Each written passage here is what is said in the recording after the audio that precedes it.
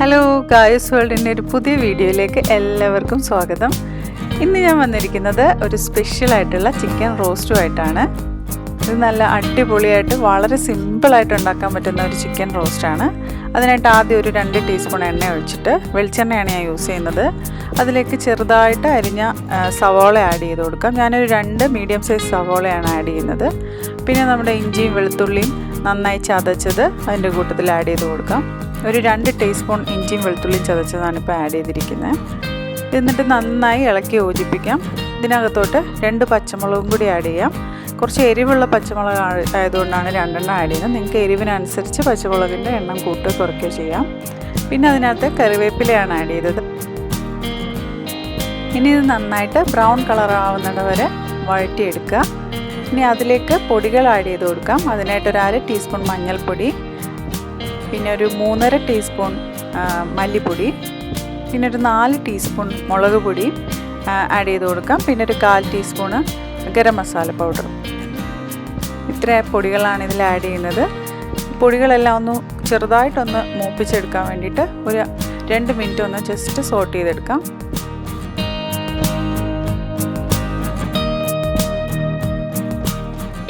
ഒരുപാട് കരിഞ്ഞു പോകരുത്, ജസ്റ്റ് ഒന്ന് ആ പച്ചമണം ഒന്ന് മാറിയാൽ മതി. അത്ര വരെ വഴറ്റിയെടുത്താൽ മതി.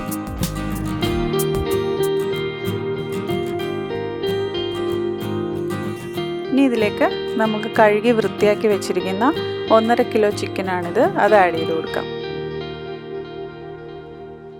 ഇപ്പോൾ ഇതിനകത്ത് ഞാൻ വെള്ളം ഒന്നും കൂടുതൽ ആഡ് ചെയ്യുന്നില്ല. ഈ ചിക്കനിലുള്ള വെള്ളത്തിൽ തന്നെയാണ് ഇത് വേവുന്നത്. ഇനി നിങ്ങൾക്ക് അധികം ഡ്രൈ ആയി തോന്നുകയാണെങ്കിൽ മാത്രം ഒരു 1/2 ഗ്ലാസ് വെള്ളം അല്ലെങ്കിൽ 1 ഗ്ലാസ് വെള്ളം വരെ ആഡ് ചെയ്ത് കൊടുക്കാം. ഇതിപ്പോൾ നമ്മൾ നന്നായി ഒന്ന് ഇളക്കി യോജിപ്പിക്കണം. എന്നിട്ട് ആവശ്യത്തിന് ഉപ്പും കൂടി ഈ ടൈമിൽ ഇട്ട് കൊടുക്കണം. നന്നായി ഇളക്കി യോജിപ്പിച്ച് ഉപ്പും കൂടി ഇട്ടിട്ട് അടച്ചു വയ്ക്കാം. അടച്ചു വയ്ക്കുമ്പോൾ തന്നെ ഇതിനകത്തുനിന്ന് വെള്ളം വരും.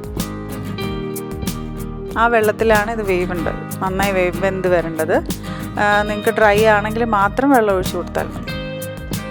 ഇതിനകത്ത് ഞാൻ തക്കാളി ആഡ് ചെയ്യുന്നില്ല, അതിന് പകരം തക്കാളി പേസ്റ്റാണ് ആഡ് ചെയ്യുന്നത്. ഇതിപ്പം ഞാനൊരു 4 ടീസ്പൂൺ തക്കാളി പേസ്റ്റ് ആഡ് ചെയ്ത് കൊടുക്കുകയാണ്. ഇതിൻ്റെ പുളി എങ്ങനെയാണ് കൂടുതൽ വേണമെന്ന് നോക്കിയിട്ട് വേണമെന്നുണ്ടെങ്കിൽ പിന്നീട് നമുക്ക് ആഡ് ചെയ്യാം. എല്ലാം കൂടി നന്നായി മിക്സ് ചെയ്തെടുക്കാം. ഇനി ഒരു മീഡിയം ടു ലോ ഫ്ലെയിമിലാണിത് അടച്ചു വെച്ച് നന്നായി വേവിച്ചെടുക്കണം. ഒരു 10-15 മിനിറ്റ് ആകുമ്പോൾ ഒന്ന് ഇളക്കി കൊടുക്കാം. അപ്പോഴത്തേക്കും ഇതിൽ വെള്ളമൊക്കെ ഇറങ്ങി നന്നായി വെന്ത് വരും.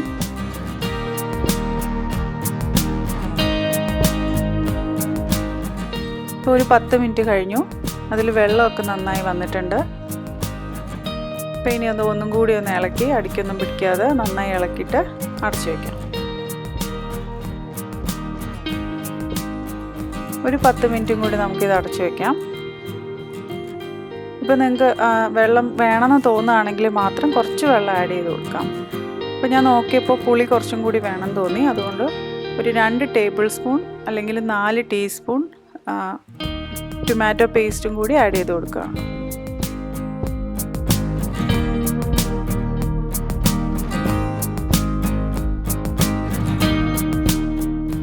ഇപ്പോൾ ഒരു 15-20 മിനിറ്റ് വീണ്ടും അടച്ചു വെച്ചു. ഇപ്പോൾ നന്നായി വെള്ളം ഇറങ്ങി വന്നിട്ടുണ്ട്. ഇനി നമുക്കിത് ഇളക്കി യോജിപ്പിക്കാം. അതുപോലെ ഇനി കുറച്ച് നേരം ഇത് തുറന്ന് വെച്ച് നമ്മളിതിനെ ഡ്രൈ ആക്കി എടുക്കുകയാണ്. ഇപ്പോൾ ചിക്കനൊക്കെ ഒരുവിധം വെന്തിട്ടുണ്ട്. ഇനി ഇത് ഡ്രൈ ആക്കി കിട്ടിയാൽ മതി. ഈ സമയം നിങ്ങൾക്ക് എരിവ് വേണമെന്ന് തോന്നുകയാണെങ്കിൽ മാത്രം കുറച്ച് കുരുമുളക് പൊടി ആഡ് ചെയ്ത് കൊടുക്കാം. ഇതിൽ നല്ല എരിവുണ്ടായിരുന്നു, അതുകൊണ്ടാണ് ഞാൻ കുരുമുളക് ആഡ് ചെയ്യാത്തത്. കുരുമുളക് പൊടിയും കൂടി ആഡ് ചെയ്ത് കൊടുക്കാം വേണമെങ്കിൽ.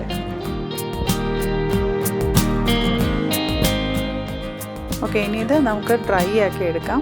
വെന്തിട്ടില്ല എന്ന് തോന്നുകയാണെങ്കിൽ മാത്രം കുറച്ച് നേരം കൂടി അടച്ചു വെച്ച് വേവിക്കാം. അതല്ലെന്നുണ്ടെങ്കിൽ നമുക്ക് തുറന്നു വെച്ച് തന്നെ ഇത് ഡ്രൈ ആക്കി എടുക്കാം.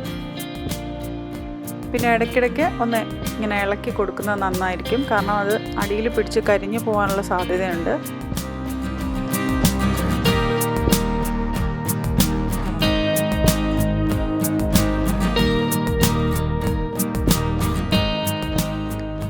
പ്രത്യേകിച്ചും നോൺ സ്റ്റിക്ക് അല്ലാത്ത അയണിൻ്റെ പാൻ ആണെങ്കിൽ നമുക്ക് ഇടയ്ക്കിടയ്ക്ക് ഒന്ന് ഇളക്കി കൊടുക്കുന്നത് നന്നായിരിക്കും.